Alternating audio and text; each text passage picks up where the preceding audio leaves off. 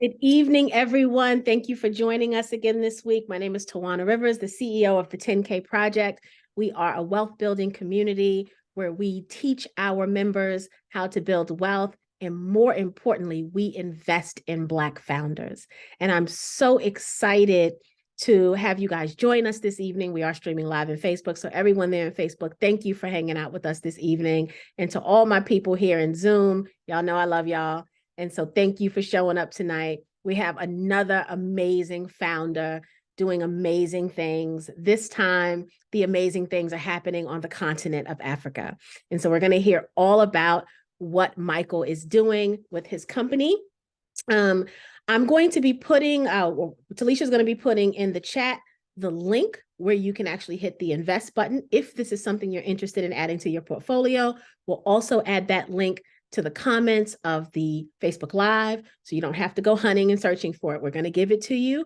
I am, however, going to pull up the campaign page for republic.com. This is where Michael's campaign was live, but because this campaign is closed now, if you guys remember, Michael was our founder who was traveling, and due to travel had to cancel, and we were able to reschedule, but unfortunately we weren't able to reschedule until now.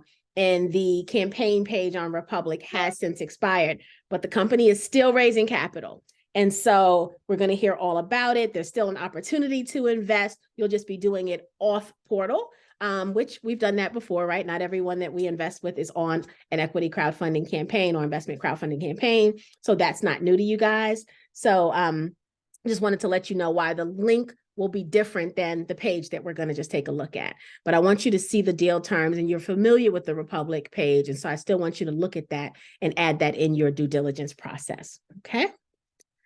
So let me share my screen. And I hope everyone's doing well this evening. Share my screen here.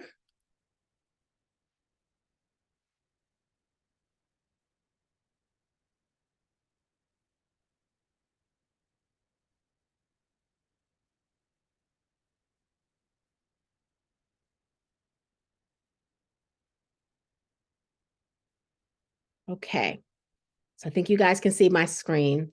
So as I stated, Michael was scheduled to come here before the campaign ended. This particular campaign on Republic did officially end on October 29th, 2023, but the company is still raising capital. And we're going to put the link on how you can invest in the chat throughout the evening and also in the comments of the Facebook page.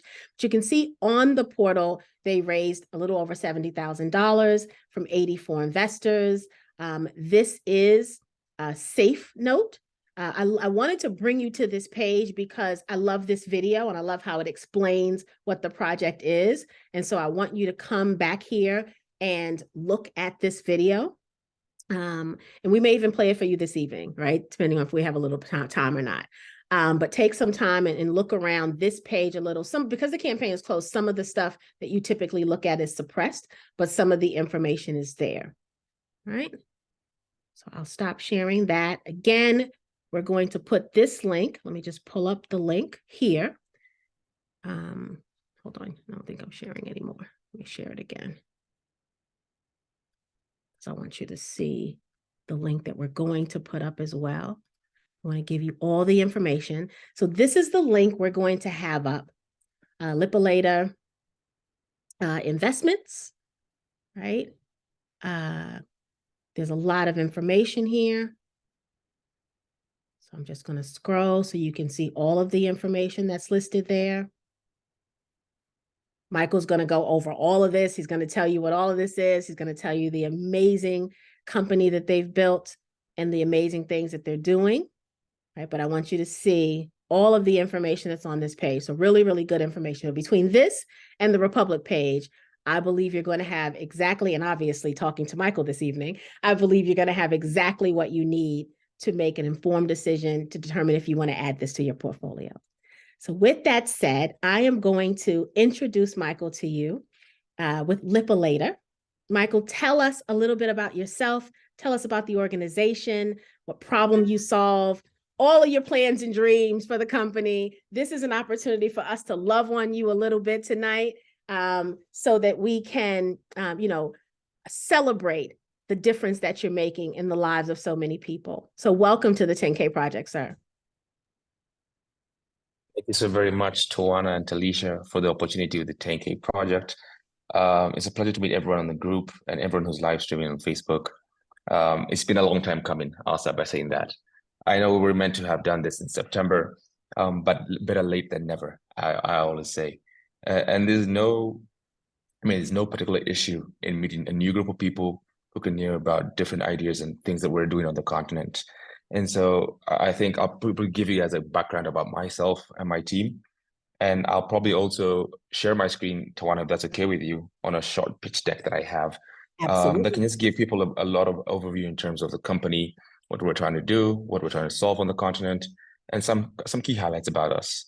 So my name is Michael Minor, as you may have heard from Tawana, born and raised in Nairobi, Kenya. And we've since built initially what was a buy now, pay later company, similar to a firm back in the States, because the first issue that we found is that, people don't have access to essential technology in the continent. It's sparse, it's too expensive, it's hard to come by. So what you will find is very normal to get as an iPhone with a blink of an eye and a payment plan with your AT&T or your Verizon. We don't get that back here, right? So you will typically, everyone has to buy a phone at full price. So that iPhone will be about $1,500, which is, I would say, about 10x the minimum wage here in Africa. So it's really essential items that are really inaccessible for our team and our consumers here in Africa. So what you'll typically find is not just phones. So everything down from your electronics, your TVs, your home appliances, your furniture, all these things are essential items, your day-to-day living for you and your family, but they're completely inaccessible. And that's what LipaLater came to solve. So Lipa is Swahili for pay. So essentially, it's actually pay later. And what we do is we give flexible and affordable installment terms on the continent. We started off in Kenya, and then we recently expanded to the East African and West African region. So that's in Uganda and Rwanda, and most recently in Nigeria. And the funny thing is, we're 55 countries in Africa. So we're not solving a Kenyan problem, we're solving a continental problem. This is something that exists from North Africa all the way down to South Africa. And since there's been a lot of companies that are really trying to solve this from a credit point of view, and we take it from a point of view where it is supporting our consumers on the continent and giving them essential dignity to their lives.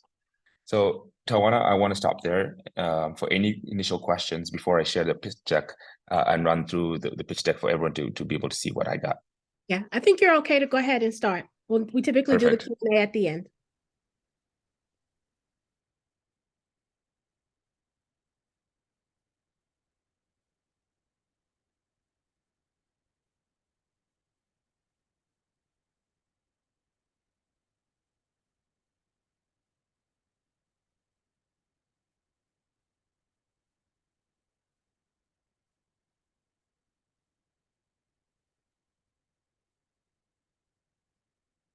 I'm just pulling up the deck, 1 second.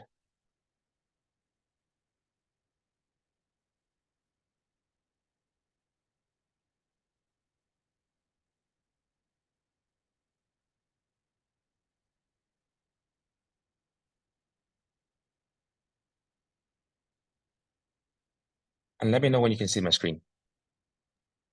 We can see it clearly. Perfect. I'll just run you guys through the initial thing. So we're about 1 billion Africans on the continent. And the average age, for those who don't know, is about 20 years. So the average age of an African in Africa is about 20 years. So what we have is a very youthful population. So we're living in a digital age where digital connectivity is equally as important. So we're talking about telecommunication services, we're talking about digital services and access to those essential tools and services. So I think we initially mentioned that we started out as a buy now, pay later, and then we realized that the opportunity was much bigger than that. So people typically bank to what we call the mattress. You put your money underneath your bed, right?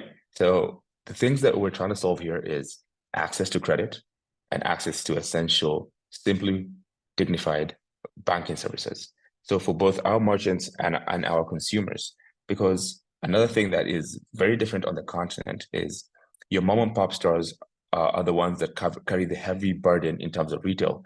We don't have a very big penetration in terms of e-commerce in Africa, which poses a bigger problem in the retail space. So we said that we have to try to figure out how to solve out this whole ecosystem from a financial standpoint and a retail standpoint. So what we decided to start doing is pivoting to building a new bank, which is essentially a branchless banking system that connects merchants and consumers together. Because you can solve one side on the consumer, but you're also leaving the merchants bare and dry. So some more analytics here. Only about 5% of Africans out of that billion have access to any form of credit cards or any form of credit. And to be honest with you, the biggest form of credit is your mom and pop shop. So where you go to your corner store and buy bread and probably pay for it at the end of the day or maybe at the end of the week. That's the problem we're coming to resolve. So what is LipaLater? LipaLater was a buy now, pay later platform that allowed consumers to purchase goods and services in affordable monthly installments. And now we're a credit-led neobank that has connected merchants to consumers. So what we essentially do is we increase the retail value for merchants. Typically, we would increase the sales that a merchant is doing by about 30% once they onboard LipaLater as a buy now, pay later option and a credit-led option. Additionally, we also increase the pocket value and the merchant value of our consumers. So whereas they would initially not be able to buy a simple device that is about $200, we enable them to pay that $200 over a 12-month installment period or installment plan. And this is the ecosystem we were talking about earlier on. So we're trying to merge credit to POS and e-commerce because it's so essential for us to be able to facilitate the credit to be able to power retail and e-commerce on the continent so that we can be able to connect our consumers and merchants essentially. I'll just skip through this, but these are some of the dashboards that give you some context in terms of what LipaLater, the actual platform looks like from the consumer point of view and the merchant point of view. And by the way, for the merchants, we're not just offering sales. We're helping them with essential technology to be able to track those sales, to be able to track inventory, and to be able to sell across different markets. This is, again, some overview in terms of the overall opportunity on the continent. Like I said, we're about 1 billion people, and there's a lot of untapped potential in terms of financial inclusion in the market. So if you're talking about neobank and how much that's going to grow by, it's going to grow to about 290 billion in the next 7 years, right? We're talking about smart POSs by 40 billion by 2025, e-commerce by 85 billion in 2030. So these numbers are not small numbers, right? And it just really shows what the context is from a point of view of how big the market opportunity is on the continent. So right time to catalyze inclusion. So it's the right time for us to have the smartphone penetration, which is going to unlock the digital nature of transactions. We have a very big penetration from a cash point of view, but we're moving people to digital payments as well. And thirdly, we're taking them through a point of view of financial inclusion. Here's a bit of statistics with regards to LipaLater in itself. We have about 350,000 consumers already in the continent. We have about 35,000 merchants. So we're connecting about 350K consumers to about 35K merchants in terms of retail. We've issued over $20 million in credit since our inception. Our LTV is about $300 and our CAC is about $4.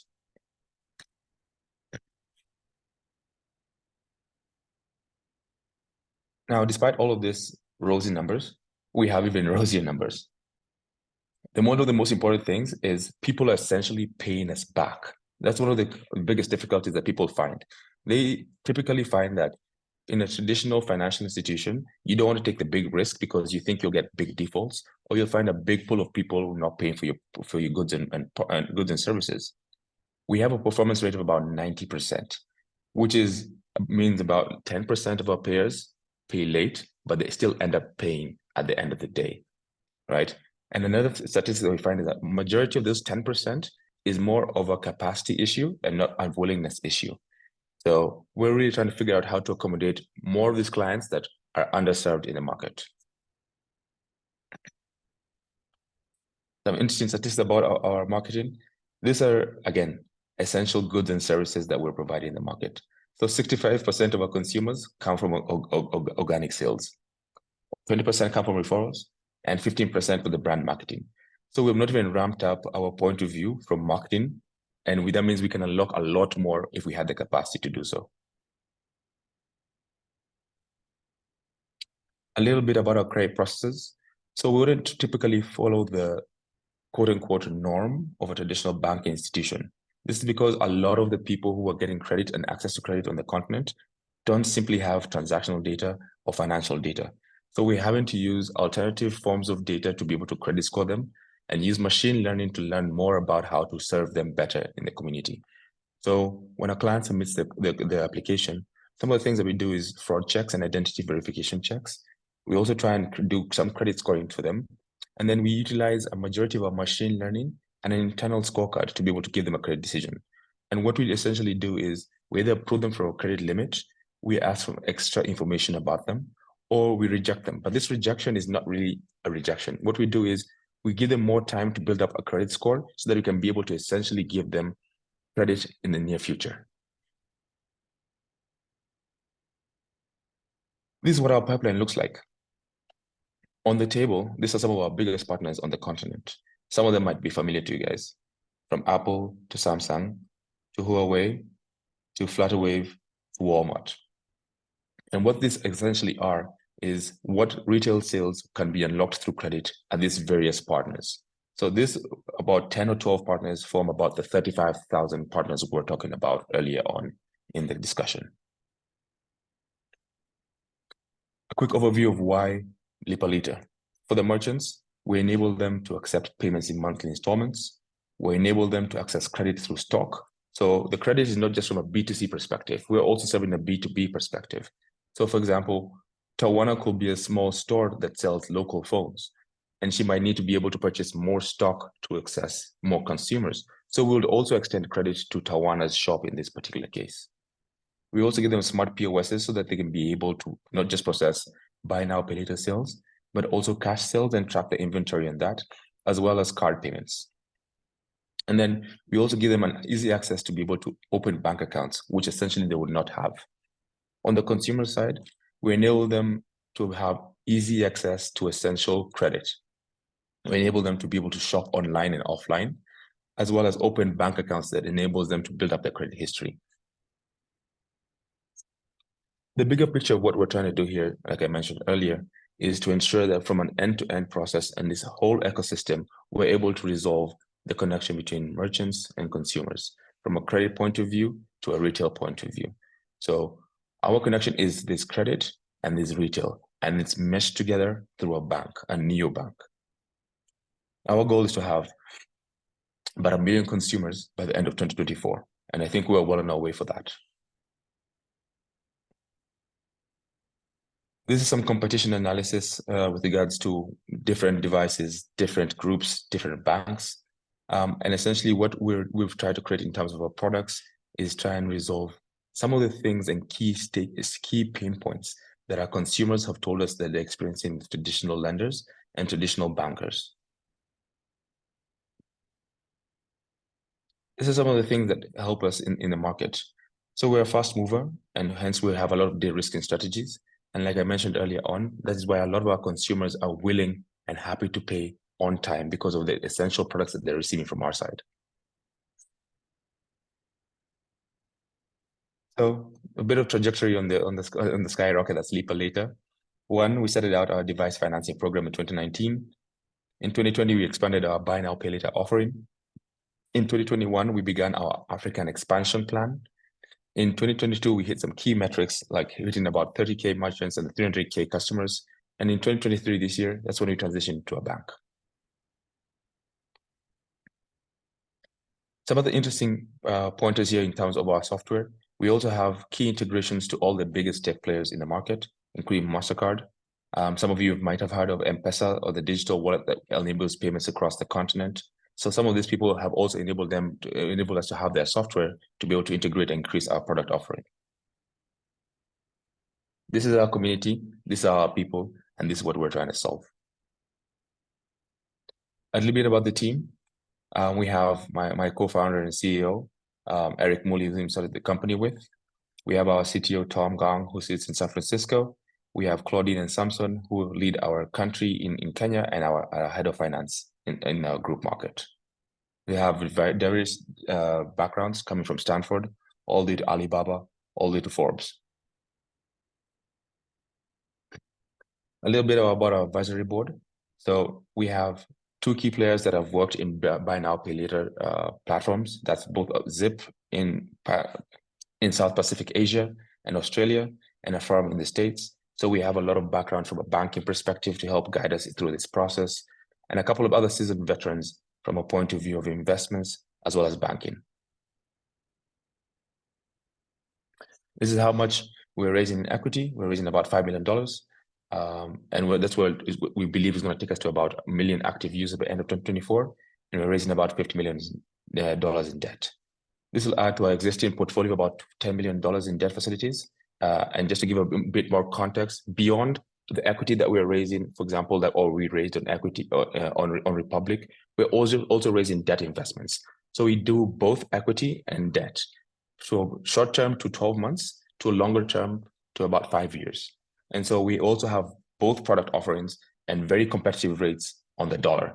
So for example, our average dollar rating is about 15% per annum on the debt side. And for equity, I think Tawana had also shown the various types of product offering on a SAFE, coming at a $30 million valuation. So I think that's all from my side in terms of the presentation, Tawana.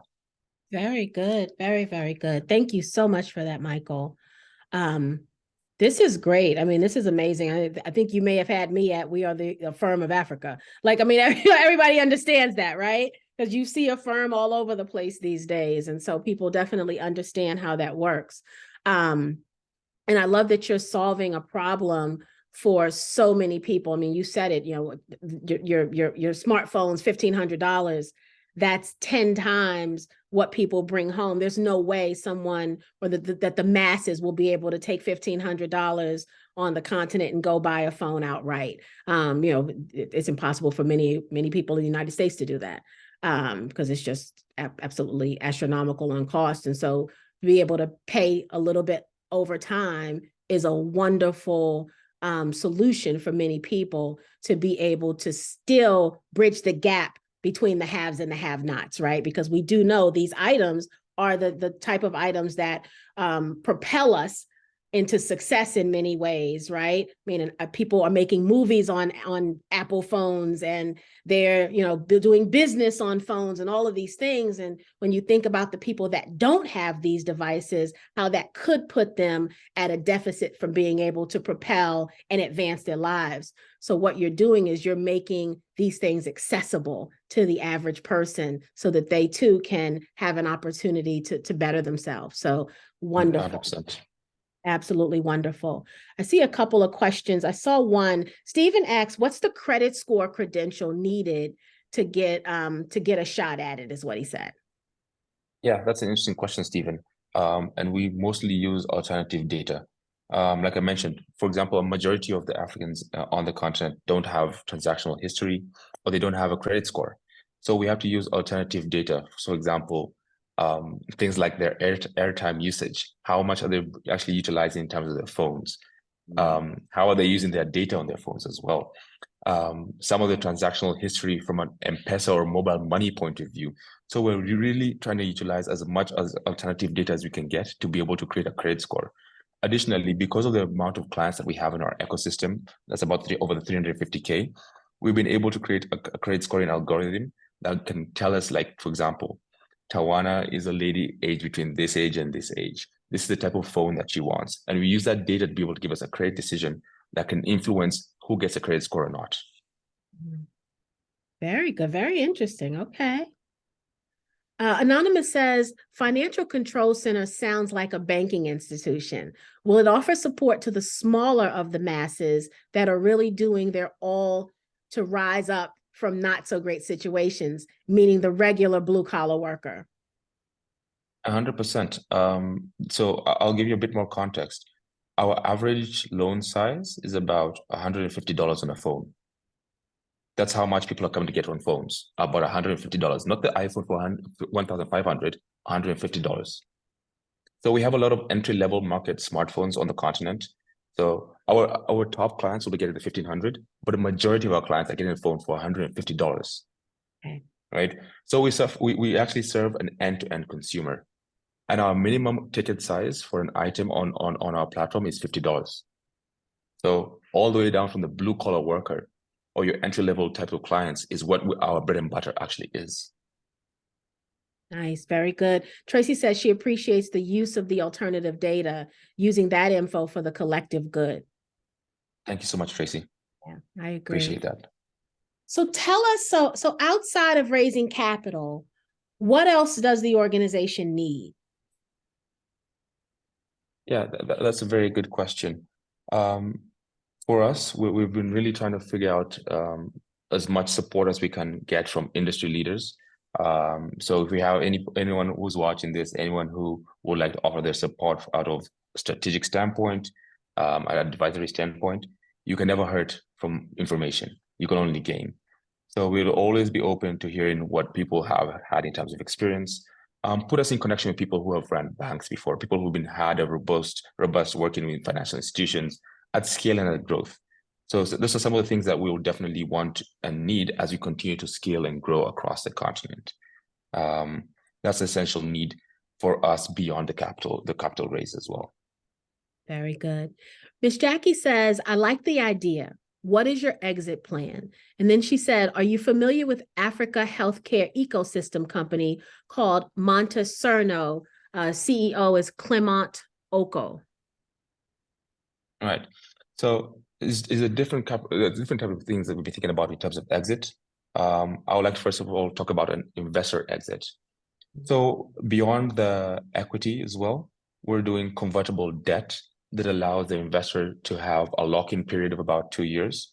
And at the end of the 2-year period, then the investor has an option of either exiting or converting it back to debt and actually having an exit. So you have the benefit of an upside in terms of equity. And if you don't feel so comfortable, you get your debt back at a particular interest rate as well. So we're toying with different ideas, especially in the current macroeconomic environment. We really understand that, hey, listen, you don't want to invest your 2K, your 5K, your 10K, and you're not really sure about how you'll get your money back at the end of the day. So we're really opening up in terms of our investment products in the company to enable everyone to be able to have a very comfortable way to exit. And to answer the question, no, I do not know the guy. Sorry, I forgot his name, but like, yeah, the healthcare company. Mm-hmm. Very good.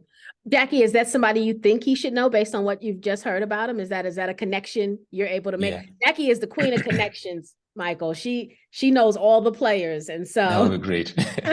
if that's a connection, Jackie, that you want to make, let me know. For sure. I want to go back to that. There's another question here. Bernard says, if the raise on Republic is closed, what kind of deal will we be given and how much do we have to invest now? So let's talk a little bit about, so you said you're raising. So I want to first say that many of the founders that come to us are raising capital in different places at the same time. So I want to first say that, right? So that's not uncommon at all. What Michael has shared is that they have an equity raise happening still right now and a debt raise happening still right now. And so let's talk about the debt raise first, Michael, if you want. What's the return? What's the interest rate over what period of time?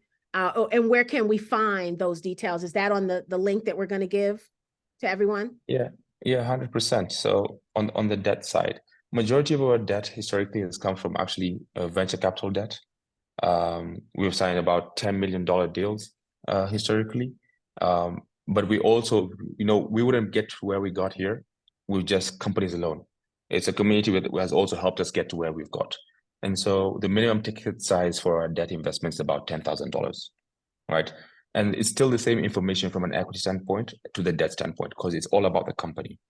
And our rates are about 15% per annum for a minimum period of 12 months, right?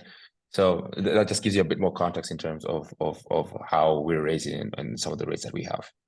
Very good. And also further answer the question on the equity raise, we're offering the same offering that we had on the Republic site, but then with a minimum ticket of $1,000. Okay, so it's a safe note on the Republic site, and the minimum is Correct. $1,000. Okay, Correct. very good. Ms. Vivian says, what percentage of LipaLater is Black owned? She says, so let's ask each of her questions.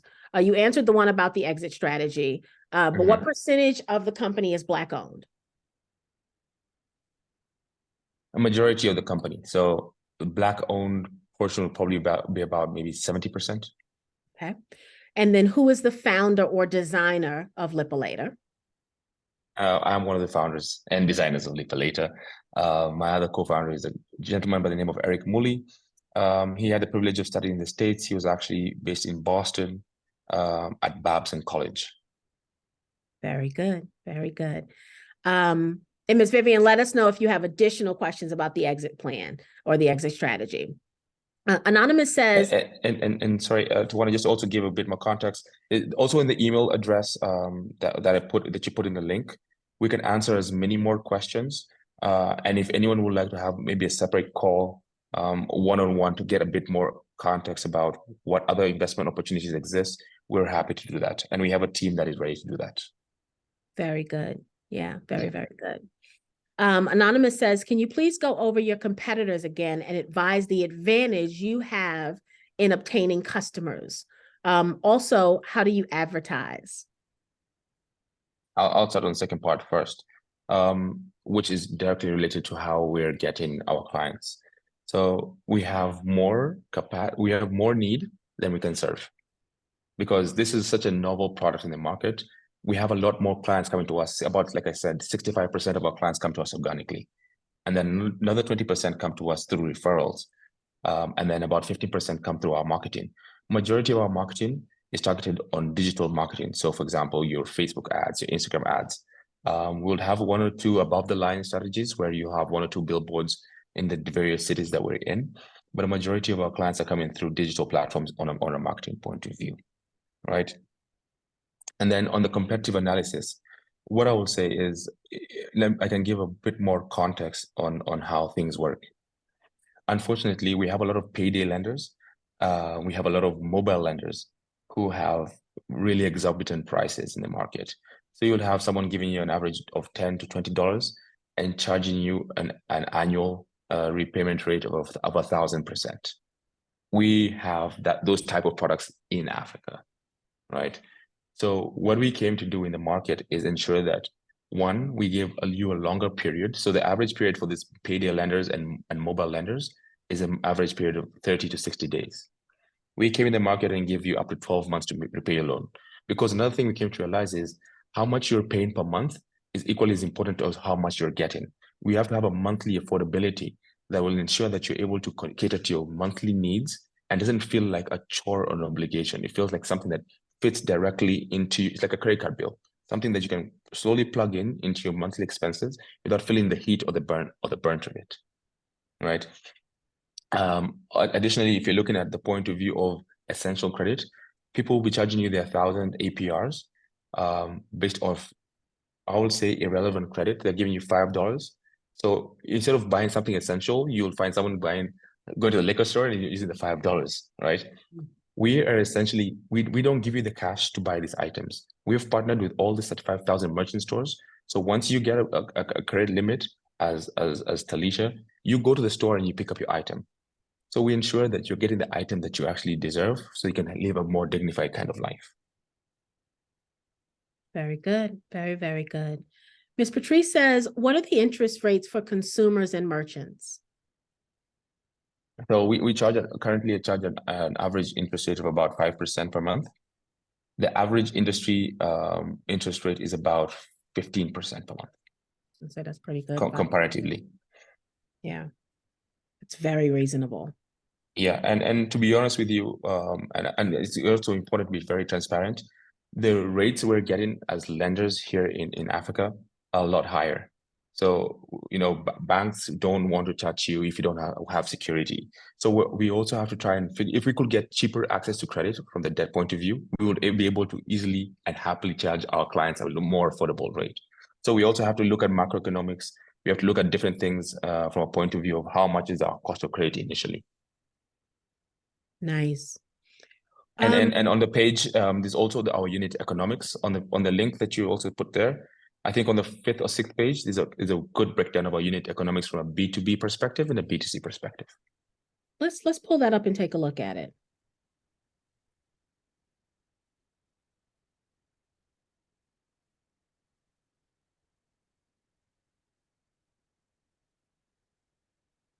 All right, tell me what page to go to. Oh, You'll just see the unit economics part.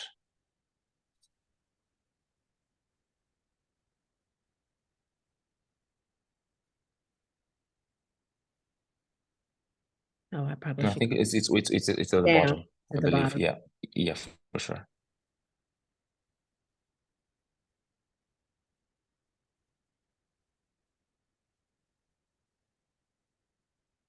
There you are.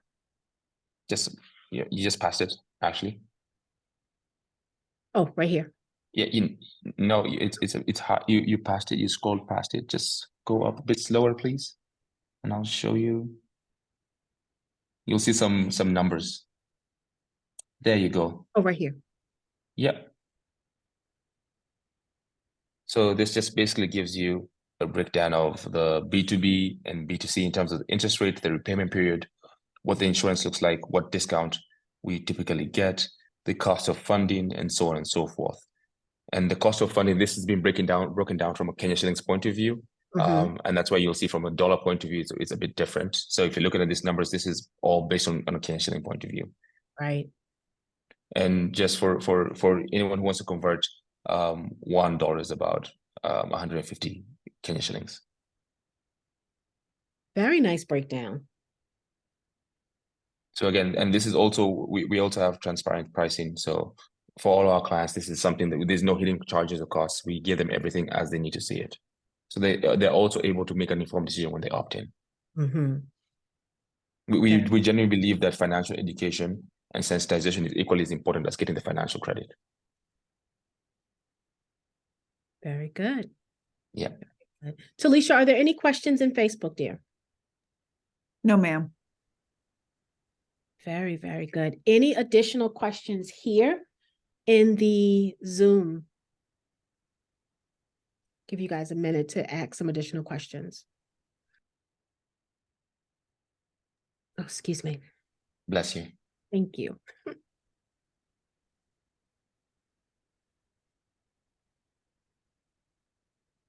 This is really, really good information.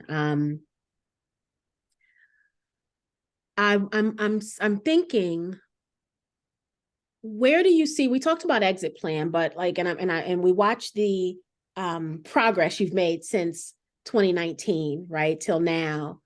Where do you see the next 3 years going for the company? Yeah, it's definitely a very good question. So we just recently launched the neobank actually this year.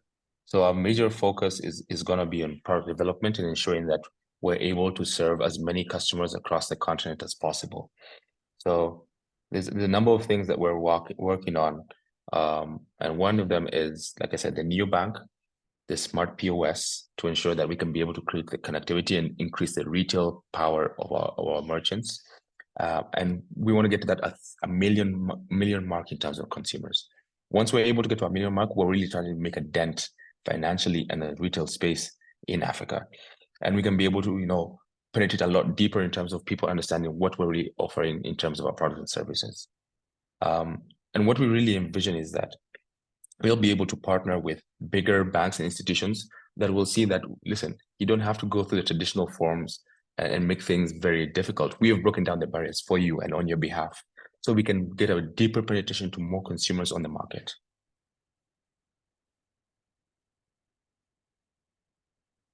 Sorry, Tawana, you're on mute. I'm sorry. No problem. Can you list or highlight some of the countries that you're in, just so that we can see the area that you're covering? All right. So currently we're in East Africa and West Africa. So in Kenya is where we started out, and then we went to our neighbors in Uganda and Rwanda, and then we expanded to Nigeria. Also because of macroeconomics, we're slowing down a bit on the expansion until we can be able to get as much funding to be able to enable us to. We don't want to get in and get out. We want to get in and penetrate and serve the community, right? So our next expansion plans, we're looking at Ghana and Tanzania. Very good. Those are the next frontier markets that we're looking at. And then we have also started looking at strategic partnerships in French-speaking Africa, like Cameroon, Senegal, because we also realize we have to build, again, a community that will help us be able to penetrate. So we're looking at strategic partnerships right now that can be able to get us into French-speaking Africa. Nice. Very good. Thank you. And I do see a question from Patrice. The average credit limits we have is about $200. Okay. Yeah. And then we try and work our way up from there. Very, very good. Yeah. Stephen said, thankful hands are working hard. It surely shows drive and determination. Great presentation. Thank you so much, Stephen. Appreciate it. Very good. Any final questions before I give my final spiel and then we let Michael close us out for the evening? Any final questions? You guys have the link with the presentation deck, right? Where you can also invest. You also have, we've been putting in the email address if you have any additional questions, right? That you can get those questions answered as well. We've put those in again. We'll make sure they're in the Facebook comments as well. So if you think of any questions when we get done for the evening, there's always a place where you can ask those questions. Ms. Vivian says, are you aware of the Pan-African Payment and Settlement System? Oh, that is something that is starting, has not completely kicked off. So there's been a lot of talk on the continent in terms of unification of two things. One, unification of currency and unification of payment systems. And one of the biggest headaches we have is that amongst all the countries, we all have different currencies, right? So it's really hard. If you look at what Europe did with the euro, that's really what we're trying to drive in terms of having a unification of currencies. The beauty of the continent is, listen, we have diversity in culture, diversity in languages, diversity in tribes. So but we also have diversity of minds. So what we're really trying to figure out is how to bring a unification of monetary systems, financial systems, payment systems, and banking systems. So there's been a lot of talks from the head of state in terms of trying to unify this, but we're still a long way off, I would say. Okay, very good. And I've also just sent over my personal email address in case you guys want to reach out to me directly. It's also, I think, yeah, Talisha has also put it in the chat. Very good.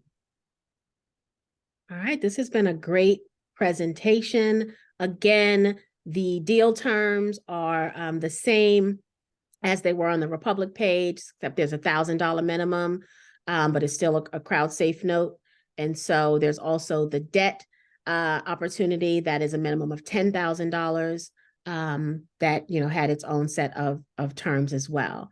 So those of you, you know, I'm gonna take you back a minute. For those of you who started your investment clubs when we did the Become the Bank series a couple of years ago, you know, this could be something that the investment club invests in. You may want to, you know, take this replay and send it to all those cousins and say, hey guys, let's finally do this, right? We've been talking about it for the last year or so. As we go into 2024, let's really make things happen. And so don't forget that group economics is a way to start investing. You don't have to go it alone. And there may be people in your life that are also waiting for someone to say, hey, you want to do this with me? You could be the catalyst for change within your friend group and your family group as well. So just consider that. A lot of times we sit back and think, oh, I can't do that. But we need to think more in the we and not the I. So So super excited. Kimley says, great presentation. Clearly, there was a lot of due diligence done and a clear understanding of the market. Ms. Vivian said, a wonderful presentation. Thank you very much. Ms. Patrice says, is there a closing date for the debt and equity investment? No, there's no particular closing date as it stands right now. Very good. Because the goal, we're about, I'll say about halfway close to our goal of $5 million. Okay. Nice. And we're about a third through to our goal of $50 million on the debt side. Congratulations. So this is something that is continuously running. And like I think if you look at the numbers again, we're under capacity. The demand is way greater than what we can supply. So we're always in fundraising mode because we have a bigger market to serve. Right. Wonderful. Very, very good. Well, I agree with the community. This was a wonderful presentation. Thank you so much. Very thorough. I agree that this is all very thought through. And you've been out there doing your thing. So I know you came to the United States to kind of raise some capital, and you guys have been out there pounding the pavement. And so it's showing in the great work that you're doing. So congratulations in advance for having the success and for meeting all of your goals. We're going to just speak that thing into existence right now, right? Thank you already so much. got it, brother. You already got it. So congratulations. To the community, our job is to present to you deal flow that is suitable for your portfolios, but only you get to decide that, right? And so we hope that you like what you heard and saw here this evening. Do your due diligence always. You're never going to hear me say anything other than that. Always do your due diligence and decide for you and your family if these businesses fit in your portfolio, right? Because what fits in mine may not fit in yours. What fits in yours may not fit in mine. That's the beauty of the 10K project, is you get to decide. But outside of investing, right? One of the things we want to do is we want to share, right? It doesn't matter if we all saw this amazing presentation if we don't share it with others. We are a community, and as a community, we all got to eat, right? We all have to win. We all need to be exposed to these opportunities as they come our way. If we hold these opportunities close and keep them to ourselves, we're just as bad as the oppressor, in my opinion. And so it's our responsibility to share all of these amazing projects that we're presented with. And so I'm going to ask you to do that again this evening. Share the link so that others in your life and others in your friend group and others on your social media pages can see this opportunity and also make that decision for themselves if they want to know more, right? So with that said, I am going to again say thank you to Michael for blessing us with this opportunity. You did not have to come to the 10K project. You out there raising millions and millions and millions of dollars to come to our little old community is absolutely an honor. And so we thank you for that. What do you want to say as your final word, sir? No, thanks for giving me the time. Tawana, Talisha, and the 10K project. First and foremost, I think from the get-go, when we started talking and you told me about what you're doing, the 10K project, I was deeply amazed, right? And it's shown today in terms of everyone that's here in the group, and I appreciate everyone who tuned in, everyone who's asked all the questions, everyone who's commented. Even your prayers help, let me say that. So we will take anything we can get. And just the reason why I want you guys to know this is because when we started out with LipaLater, we started out with one individual who believed in us, then two, then they became 10, then became 50. So for me, yeah, you can raise the VC money and you can have the big money, but to build a community, you have to have people. You can build a community on yourself. And so we appreciate the opportunity just to even pitch to you guys, even just to hear us out and what we're trying to do on the continent. The investment might be for you, it might not be for you, but at least you also probably got to learn something new about Kenya and on the continent. I think I reiterate that the emails are there. If you prefer, my email is the one that's M-Minor, so that's Michael Minor, so it's just shortened to M-Minor at LipaLater. If you feel more confident, just asking me a few more questions before you make a decision, or there's someone that you want to introduce us to who you think might be a benefit to us, either financially or advisory, we'll take that. So thank you, everyone. Very, very good. And Norris said, Tawana, thanks for challenging us to think out of the box when it comes to investing with groups, not trying to do it on your own.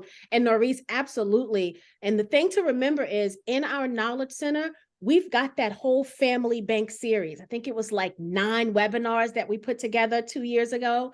I think that has been now, where we literally gave you everything it would take for you to be the bank, right? So you to build this investment club and templates for how to get started, the operating agreement, all of those things, how to go to your cousins and say, y'all want to do this. We gave you all the scripting to help you along. You know, that's the point. The point is we don't have to do this alone. If doing it alone was an option, we wouldn't all be here together, right? The fact that we've assembled here in this community together means that we need each other, if for no other reason, to challenge each other to be our best versions. And so I would say for anyone that has not yet, if you're a member of the 10K Project and you have not visited that Knowledge Center and looked through that Family Bank series, you are doing yourself a disservice for paying for membership that you're not taking full advantage for. Starting an investment club is an amazing way to get your foot in a lot of opportunities that alone you would not be able to do. And so, you know, please consider taking the time, you know, as you get some time off for the holidays, go in there and just do a little research to see how you can you know, organize and start. Because one of the things I don't want you to do, I don't want you to miss an opportunity because the minimum is $1,000, right? Because that's 5 people with $200, right? You know, that's 4 people with $250. That's 10 people with $100, right? You may have that in your circle. And then as a business, you can get into these opportunities. So that's always what we want to do here, is to make sure you have a chance at winning.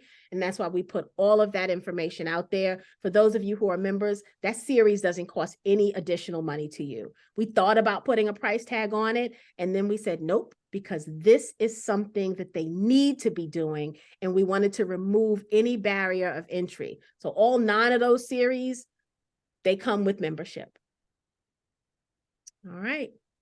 And Norris says, I'm interested in joining an investment group. So even right here, I've shared with you my story. If you don't mind, Michael, taking a little bit more of your time, but I've shared with the community my story back in 2018.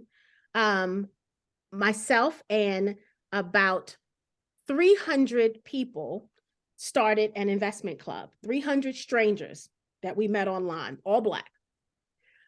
We did it because there was a specific investment opportunity that we were going to be able to get in, and we collectively got together. That investment opportunity ended up not happening, and about 260 of those people said, I don't want to do the investment club. But 80 of us stayed with it. And now we're in 2023, getting ready to be in 2024. And all of these years later, 80 Black strangers created a business together, and we have an amazing portfolio that we have grown. Wow. Amazing portfolio. Now we're business partners and we're friends and family, right? We're not strangers anymore, but we trusted the like-mindedness of one another, and we changed history, right? Because never again can anyone tell the 80 of us that Black people can't work together, right? We believe that in our lives for so many years, but these last 5 years, we disproved it, right? We disproved it. We know we can work together. We've done this thing, and we got a portfolio that's doing it, okay? And all because we wanted something different for our lives. And in our circles, we didn't have those people that could provide that. So we went and found the people who were like us. We went and found the people who we've been waiting for. So I challenge you to do it. When we built that Family Bank series, we did that with this premise in mind, is that together, collectively, we can change our lives. And we've done it. That's and amazing. some of you members here at the 10K Project are members in that investment club. So you guys know, I mean, I see you right here. If you're in the investment club, just put a 1 in the chat so they know I'm not playing, because I know I see like 3 of y'all in here. So I mean, it's happening. It's happening, guys. You know, you can do it too. What we did is not special. We just took a chance on each other. We just took a chance on each other. Good job. Good job. So Michael, thank you again for joining us. To the community, thank you guys. Y'all know how much I love y'all. Absolutely love you tremendously. Y'all are riders for us here at the 10K Project. Y'all show up for these founders every week. And I know it's something else you want to be doing on a Tuesday night at 8 p.m. Eastern time, but you show up here week after week. And for that, I am truly, truly honored. And I don't know what we would do without you. To those of you who are watching us in Facebook, you've not yet decided to join us officially. I don't know what you're waiting for, because we dope. So check us out, the10kproject.com. We are changing lives of the community members, of founders, just of the world. I mean, we really are. I'm claiming that. We are changing the world. We're changing the way we see ourselves, right? We believe in our ability to be successful. No more can anyone tell us anything different. We are simply magic.